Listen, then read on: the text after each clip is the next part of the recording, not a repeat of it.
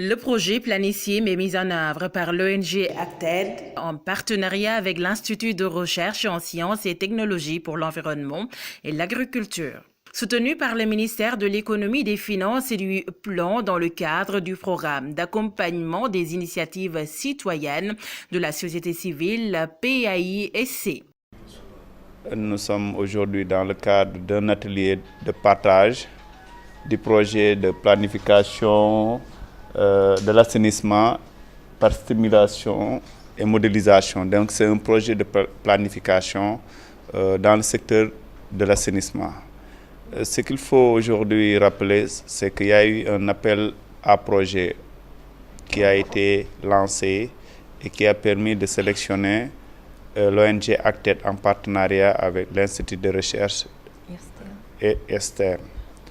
Et ce projet-là, aujourd'hui, vient et met en rapport une organisation de la société civile, notamment Acted, et une institution universitaire de recherche dans le domaine de l'assainissement. Nous sommes aujourd'hui là pour assister, et on a assisté à la restitution d'outils extrêmement importants, notamment un outil, c'est un outil qui est un outil de planification de l'assainissement et qui a concerné deux zones spécifiques. Une zone rurale, notamment Ranérou-Ferlo, et une autre zone périurbaine, Rufisque, qui est aujourd'hui représentée par le premier adjoint au maire.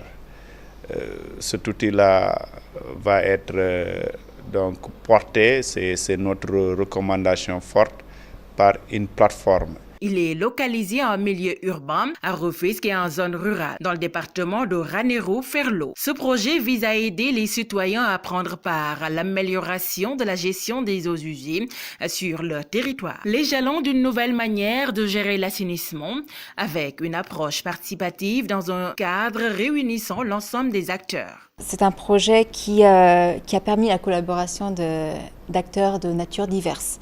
Et je crois que pour moi, c'est ce qui représente la logique même que devrait être un projet. Il a permis la collaboration d'ONG, de centres de recherche, de collectivités territoriales, de directions gouvernementales et d'organisations de la société civile et des populations. Et pour moi, c'est ça que l'on devrait retenir à la fin du projet. Outre effectivement le développement d'un outil, l'outil Westwag, qui a été développé au long d'un processus participatif. Cette stratégie inclusive a permis de développer un outil didactique dénommé Westwag. L'élaboration d'un tel outil a été faite selon une méthodologie scientifique, fruit d'une longue recherche. Sur la méthodologie que nous avons développée dans le cadre de ce projet, on l'avait articulé autour d'un processus participatif, où il s'agissait de voir comment mettre les populations locales au centre du processus décisionnel, que ce ne soit pas seulement les experts qui viennent proposer des solutions ou mettre en avant leur vision de l'assainissement, mais il s'agissait de voir d'un côté comment renforcer les capacités de la société civile en leur permettant eux aussi de dire ce qu'ils connaissent de l'assainissement, mais aussi en contrepartie d'apprendre, de dire des experts. De la même manière aussi, nous avons mis ce même processus sur place auprès des populations locales qui nous ont été d'une grande utilité parce qu'elles nous ont permis, au-delà de la vision entre guillemets experte de l'assainissement que nous avions, d'avoir une vision plus globale, plus intégrée de l'assainissement et quelles peuvent être les solutions techniques qui sont adaptées à l'assainissement par rapport à leur vécu quotidien. Toute chose qui explique la grande satisfaction des populations bénéficiaires et des élus locaux des différentes zones d'intervention. Il y a des défis à relever. Je pense qu'aujourd'hui, le défi qu'il y a, c'est l'atteinte un peu des ODD. Je pense que c'est ça qui est aujourd'hui le défi. Le défi, c'est l'éradication de la défécation à l'air libre.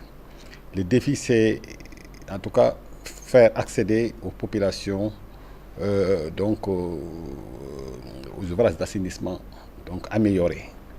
Cela veut dire qu'il faut faire beaucoup d'efforts. Cela veut dire qu'il faut, comme le disait tout à l'heure le représentant du